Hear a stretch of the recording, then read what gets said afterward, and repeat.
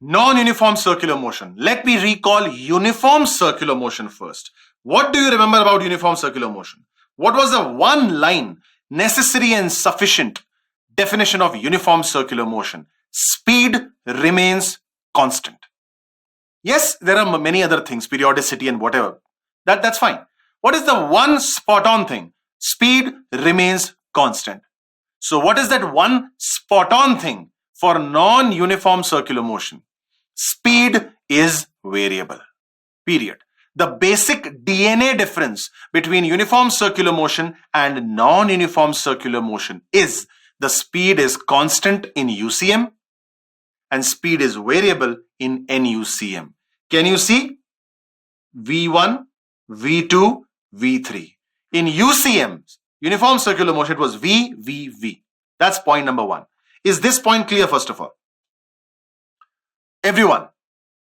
So what's the difference between UCM and NUCM? Speed is constant in UCM, speed is variable in NUCM. Question number two. In uniform circular motion, I asked you, is it accelerated motion or uniform motion? The answer was, it is an accelerated motion. Why? Because yes, speed remains constant, but the direction is changing constantly. In other words, is velocity changing or not? The answer was yes. Immediately we said, if velocity is changing, only one quantity can be responsible for it, acceleration. There has to be an acceleration. But, if only direction is changing, that acceleration should be perpendicular to velocity, right? And perpendicular to velocity radially inwards.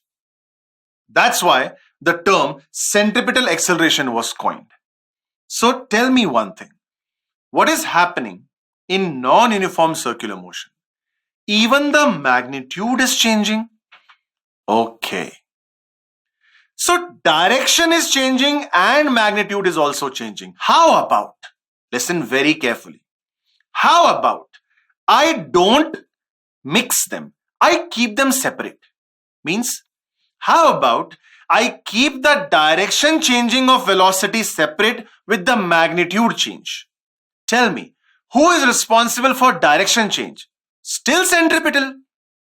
Obviously centripetal. Where was it? Perpendicular to velocity, radially inwards. Over here. Then, centripetal can only change direction, it cannot change magnitude.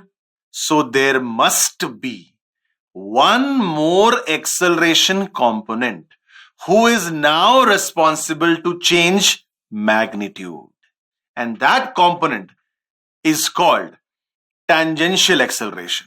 Listen very carefully. No need to get bothered about it. Very, very simple. There are two guys. One is AC. AC is short for centripetal acceleration. AC